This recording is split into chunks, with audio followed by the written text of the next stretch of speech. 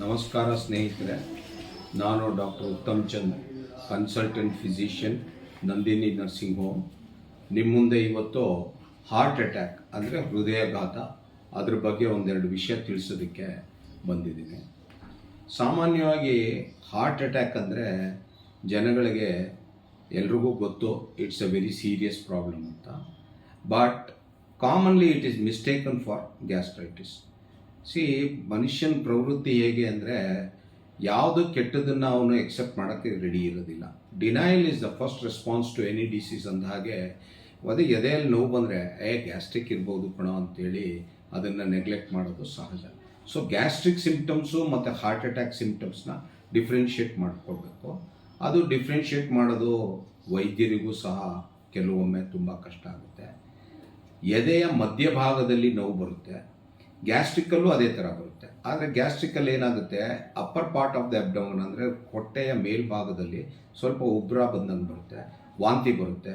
ಆಮೇಲೆ ಇದೆಲ್ಲ symptoms heart ಅಟ್ಯಾಕಲ್ಲೂ ಇರುತ್ತೆ. ಬಟ್ ಹಾರ್ಟ್ ಅಟ್ಯಾಕಲ್ಲಿ ಎಕ್ಸ್ಟ್ರಾ ಸಿಂಪ್ಟಮ್ಸ್ ಏನಂದರೆ ರೇಡಿಯೇಷನ್ ಟು ಲೆಫ್ಟ್ ಆರ್ಮ್ ಅಂದರೆ ಎಡಗೈಗೆ ತೋಳಿಗೆ ನೋವು ಬರ್ಬೋದು, ಕತ್ತಿಗೆ ನೋವು ಬರ್ಬೋದು, ಜಾ ಅಲ್ಲಿಗೂ ಪೇಯ್ನ್ ಬರ್ಬೋದು, ಕೆಲವೊಮ್ಮೆ ಹಲ್ಲು ನೋವು ಬರ್ಬೋದು, ಇಂಟರ್ಸ್ಕ್ಯಾಪ್ಯುಲರ್ ಬ್ಯಾಕ್ ಪೇಯ್ನ್ ಬರ್ಬೋದು.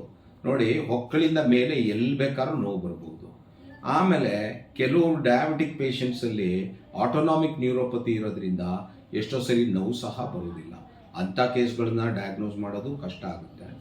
ಸೊ ಒಮ್ಮೆ ನೋವು ಬಂದಾಗ ಏನು ಮಾಡಬೇಕು, ನಾವು ಸಾಮಾನ್ಯವಾಗಿ ಎಷ್ಟೇ ದೂರ ಇದ್ದರೂ ನಾವು ಒಂದು ಆ್ಯಂಟಾಸಿಡ್ನ ತಗೊಂಡು ಟ್ರೈ ಮಾಡಬೇಕು.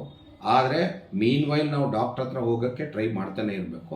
ಆ್ಯಂಟಾಸಿಡ್ ಇದ್ದಾಗ ಕಮ್ಮಿ ಆದರೆ ಗ್ಯಾಸ್ಟ್ರಿಕ್ ಇರ್ಬೋದು ಅಂತ ಸಹ ತಿಳ್ಕೊಬೋದು. ಏನೇ ಆಗಲಿ ನಾವು ವೈದ್ಯರನ್ನು ರೀಚ್ ಆಗಿ ಒಂದು ECGನ ಮಾಡೋದಕ್ಕೆ ಪ್ರಯತ್ನ ಪಡಬೇಕು. ಹೃದಯಾಘಾತ ಕಾಮನ್ಲಿ ಇದ್ರ ಸಿಂಪ್ಟಮ್ಸ್ ಏನಂದರೆ ಹೃದಯದ ಮಧ್ಯಭಾಗದಲ್ಲಿ ಒಂಥರ ಸ್ಕ್ವೀಸಿಂಗ್ ಟೈಪ್ ಆಫ್ ಪೇಯ್ನ್ ಅಥವಾ ಕ್ಯಾಚಿಂಗ್ ಟೈಪ್ ಆಫ್ ಪೇಯ್ನ್ ಅಥವಾ ಗ್ರಿಪ್ಪಿಂಗ್ ಟೈಪ್ ಆಫ್ ಪೇಯ್ನ್ ಬರುತ್ತೆ.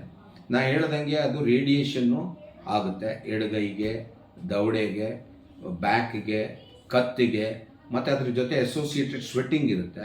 ಮತ್ತು ಕ್ಷೀಣ, ಸ್ವಲ್ಪ ಟಯರ್ಡ್ನೆಸ್ ಬರ್ಬೋದು, ಹೃದಯ ಬಡಿತ ಜಾಸ್ತಿ ಆಗ್ಬೋದು, ಸ್ವಲ್ಪ ನಡೆದ್ರೆ ಸುಸ್ತಾಗೋ ಥರ ಇರ್ಬೋದು, ವಾಂತಿ ಸಹ ಬರ್ಬೋದು. ಮತ್ತು ಬೇರೆ ಬೇರೆ ಕಾಂಪ್ಲಿಕೇಶನ್ಸ್ ಆದರೆ ಅದ್ರ ಸಿಂಪ್ಟಮ್ಸ್ ಎಲ್ಲ ಬರುತ್ತೆ. ಹೃದಯಾಘಾತ ಯಾಕೆ ಬರುತ್ತೆ ಕಾಮನ್ಲಿ ಅಂದರೆ ಮೇಯ್ನ್ಲಿ ಡಯಾಬಿಟಿಸು ಅಂದರೆ ಸಕ್ಕರೆ ಕಾಯಿಲೆ, ಹೈಪರ್ ಟೆನ್ಷನ್ನು, ಬ್ಲಡ್ ಪ್ರೆಷರು, ಹೈಪರ್ ಕೊಲೆಸ್ಟ್ರಾಲಿಮಿಯಾ ಅಂದರೆ ಕೊಬ್ಬಿನಂಶ ಶರೀರದಲ್ಲಿ ಜಾಸ್ತಿ ಇರೋದು, obesity, smoking, sedentary life. Sedentary life ಅಂದರೆ ಸಾಮಾನ್ಯವಾಗಿ ಏನು ಎಕ್ಸಸೈಸ್ ಮಾಡೋದಲ್ಲೇ ಸುಮ್ಮನೆ ನಾವು ಕೂತ್ಕೊಂಡು ಮಾಡೋವಂಥ ಕೆಲಸಗಳು ಮಾಡ್ತಾ ಇರುವಾಗ ಅದರಿಂದ ಸಹ ಬರುತ್ತೆ. ಸಾಕಷ್ಟು ನಿದ್ದೆ ಇಲ್ಲ ಅಂದರೂ ಬರುತ್ತೆ. ಆಮೇಲೆ ಸಾಮಾಜಿಕ ಒತ್ತಡಗಳು, ಫೈನಾನ್ಷಿಯಲ್ ಇರ್ಬೋದು ಅಥವಾ ಮನೆಯಲ್ಲಿರ್ಬೋದು, ಕೆಲಸದ ಒತ್ತಡ ಇರ್ಬೋದು, ಹೀಗೆ ಸ್ಟ್ರೆಸ್ಸು ಸ್ಟ್ರೈನ್ಗಳೆಲ್ಲ ಇರೋದ್ರಿಂದ ಸಾಮಾನ್ಯವಾಗಿ ಹೃದಯಾಘಾತ ಬರುತ್ತೆ. ಸೊ ಹೃದಯಾಘಾತ ಬಂದಾಗ ನಾವೇನು ಮಾಡಬೇಕು ಅಂದರೆ ಆದಷ್ಟು ಬೇಗ ಡಾಕ್ಟ್ರನ್ನ ಕನ್ಸಲ್ಟ್ ಮಾಡೋಕ್ಕೆ ಟ್ರೈ ಮಾಡಬೇಕು. ಸಾಮಾನ್ಯವಾಗಿ ಡಾಕ್ಟ್ರ್ ಹತ್ರ ಹೋದ ತಕ್ಷಣ ಅವ್ರೇನು ಮಾಡ್ತಾರೆ, ಒಂದು ECG ಮಾಡ್ತಾರೆ. ECGಯಲ್ಲಿ ಕಾಮನ್ಲಿ 90% ಆಫ್ ದ ಟೈಮ್ ಗೊತ್ತಾಗುತ್ತೆ, 10% ಟೈಮು ಅದರಲ್ಲೂ ಗೊತ್ತಾಗಲ್ಲ. ECG ಕೆಲವೊಮ್ಮೆ ನಾರ್ಮಲ್ ಆಗಿರ್ಬೋದು, ಆದರೆ ಸಿಂಪ್ಟಮ್ಸು ಹೃದಯಾಘಾತದ ಥರ ತೋರಿಸ್ಬೋದು. ಆವಾಗ ಅವ್ರು ಏನು ಮಾಡ್ತಾರೆ ಅಂದರೆ ಒಂದು ಬ್ಲಡ್ ಟೆಸ್ಟ್ ಮಾಡ್ತಾರೆ, ಟ್ರೋಪೈ ಮತ್ತು CKMB ಅನ್ನೋ ಬ್ಲಡ್ ಟೆಸ್ಟ್ ಮಾಡ್ತಾರೆ. ಅದರಲ್ಲೂ ಗೊತ್ತಾಗಲಿಲ್ಲ ಅಂದರೆ ಒಂದು ಎಕೋಕಾರ್ಡಿಯೋಗ್ರಫಿ ಮಾಡ್ತಾರೆ. ಅದರಲ್ಲಿ ರೀಜನಲ್ ವಾಲ್ ಮೋಷನ್ ಅಬ್ನಾರ್ಮ್ಯಾಲಿಟಿ ಅಂತ ಕರಿತೀವಿ, ಅದೇನೋ ರೀತಿಯಲ್ಲಿ ಮಾಡ್ತಾರೆ. ಇಲ್ಲಿ time is very important. Time every second ಕಳೀತಿದ್ದಂಗೆ ಅವನ ಚಾನ್ಸಸ್ ಆಫ್ ಡೆತ್ತು ಜಾಸ್ತಿ ಆಗುತ್ತೆ. ಅವನು ಡಾಕ್ಟರ್ನ ರೀಚ್ ಆಗೋದಕ್ಕೆ ಮುಂಚೆನೇ 5-30% ಜನ, ಅಂದರೆ 100 ಜನ ಹಾರ್ಟ್ ಅಟ್ಯಾಕ್ ಆಗಿದ್ರೆ 5-30 ಜನಗಳು ಅವ್ರ ಪ್ರಾಣನ ಈಗಾಗಲೇ ಕಳ್ಕೊಂಡ್ಬಿಟ್ಟಿರ್ತಾರೆ. ಸೊ ಬಂದಮೇಲೂ ಎಷ್ಟೋ ಸರಿ ಕಾಂಪ್ಲಿಕೇಶನ್ಸ್ಗಳಿದ್ದರೆ ಪೇಷಂಟು ಪ್ರಾಣ ಕಳ್ಕೊಳ್ಳೋಂಥ ಚಾನ್ಸಸ್ ಜಾಸ್ತಿ ಇರುತ್ತೆ. ಡಾಕ್ಟರ್ ಹತ್ರ ಬಂದಾಗ ನಾವೇನು ಮಾಡ್ತೀವಿ, ಗೋಲ್ಡನ್ ರೂಲ್ನ ಫಾಲೋ ಮಾಡ್ತೀವಿ.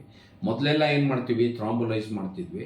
ಈಗ ಅದನ್ನೆಲ್ಲ ಸ್ವಲ್ಪ ಕಡಿಮೆ ಮಾಡಿದ್ದೀವಿ. ಯಾಕೆಂದರೆ ಕ್ಯಾಥ್ಲ್ಯಾಬ್ಗಳು ನಮ್ಮ ಹತ್ತಿರದ ರೀಚಲ್ಲಿರುತ್ತೆ. ಗೋಲ್ಡನ್ ಹವರ್ನ ಫಾಲೋ ಮಾಡ್ತೀವಿ. ನಮ್ಮ ಹತ್ರ ಬಂದ ಪೇಷಂಟಿಂದ ಆ ಕ್ಷಣದಿಂದ ಅಥವಾ ನೋವು ಶುರುವಾಗಿದ್ದಾಗಿಂದ ಕ್ಯಾಥ್ಲ್ಯಾಬಲ್ಲಿ ಒಂದು ಪೇಷಂಟ್ಗೆ ನಾವು ಗೈಡ್ ವೈರ್ನ ಹಾಕೋದ್ರೊಳಗಡೆ 1 hour ಒಳಗಡೆ ಪೇಷಂಟ್ ರೀಚ್ ಆಗಬೇಕು. ಸೊ ನಾವಿಲ್ಲಿ ಏನು ಮಾಡ್ತೀವಿ, ಫಸ್ಟ್ ಏಡ್ ಕೊಡ್ತೀವಿ.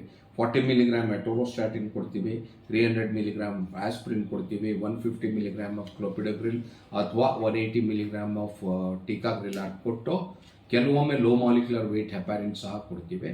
ಕೊಟ್ಟು ಆಕ್ಸಿಜನ್ ಸ್ಯಾಚುರೇಷನ್ ಏನಾದರೂ ಕಡಿಮೆ ಇದ್ದರೆ ಅದನ್ನು ಕೊಡ್ತೀವಿ.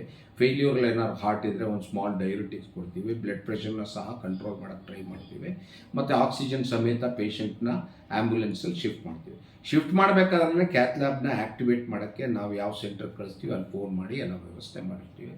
ಹೀಗೆಲ್ಲ ಮಾಡೋದ್ರಿಂದ ನಾವು ಬೇಕಾದಷ್ಟು ಪ್ರಾಣಗಳನ್ನು ಉಳಿಸ್ಬೋದು.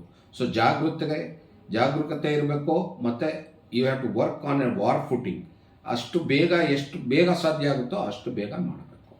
ಸೊ ಮತ್ತು ಈ ಹೃದಯಾಘಾತನ ಪ್ರಿವೆಂಟ್ ಮಾಡೋದು ಅಥವಾ ಅವಾಯ್ಡ್ ಮಾಡೋದು ಹೇಗೆ ಅಂದರೆ, ನಾವು ಸಕ್ಕರೆ ಕಾಯಿಲೆನ ನಿಯಂತ್ರಣದಲ್ಲಿ ಇಟ್ಕೋಬೇಕು, ಬ್ಲಡ್ ಪ್ರೆಷರ್ನ ನಿಯಂತ್ರಣದಲ್ಲಿ ಇಟ್ಕೋಬೇಕು, ಕೊಲೆಸ್ಟ್ರಾಲ್ನ ಕಂಟ್ರೋಲ್ ಇಡಬೇಕು, ಆಹಾರ ಮತ್ತು ಡ್ರಗ್ಸಿಂದ, ನಿದ್ದೆನ ಸಾಕಷ್ಟು ಮಾಡಬೇಕು, ಎಕ್ಸಸೈಸ್ ಮಾಡಬೇಕು, ಯೋಗ ಮಾಡಬೇಕು. ಎಕ್ಸಸೈಸಲ್ಲಿ ಸಾಮಾನ್ಯವಾಗಿ aerobic exercises, swimming, walking, brisk walk ಇಂಥವೆಲ್ಲ ಮಾಡಬೇಕು. ಶರೀರದ ತೂಕನ ಸಹ ಕಡಿಮೆ ಮಾಡಬೇಕು. ಹೀಗೆಲ್ಲ ಮಾಡೋದ್ರಿಂದ ನಾವು ಅನೇಕ ಪ್ರಾಣಗಳನ್ನು ಉಳಿಸ್ಬೋದು. ಈ ಮಾಹಿತಿ ನಿಮ್ಗೆ ಇಷ್ಟ ಆಗಿದರೆ ನೀವು ಲೈಕ್ ಮಾಡಿ ಮತ್ತು ಫ್ರೆಂಡ್ಸ್ ಜೊತೆ ಶೇರ್ ಮಾಡಿ. Thank you. ಮುಂದಿನ ವಿಡಿಯೋಗಳಲ್ಲಿ ಇನ್ನೂ ಹೆಚ್ಚಿನ ಮಾಹಿತಿನ ತಿಳಿಸ್ತೇನೆ.